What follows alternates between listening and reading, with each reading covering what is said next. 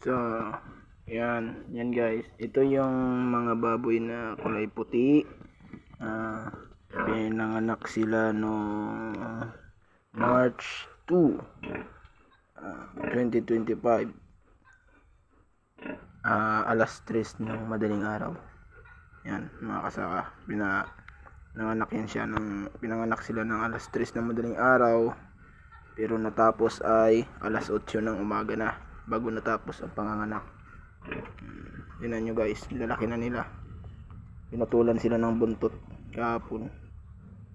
Tapos ako na lang din ang nagputol ng ngipin. Hindi nyo ba alam guys, puyat na puyat ako nung pinanganak ito. Hirap pala magpanak ng baboy. Tapos sa kabila, ito guys, kabila. Ito naman ang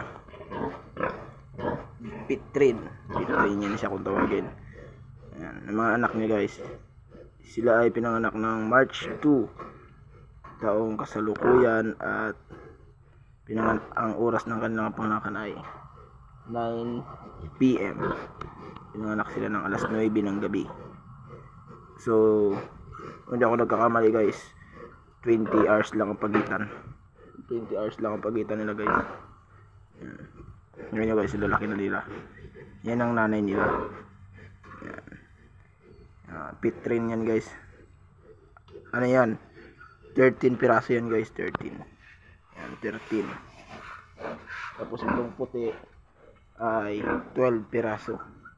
Yan. 3 AM to 8 AM. Tapos ito naman ay 9 PM to 3 AM. Yan, tayo na guys.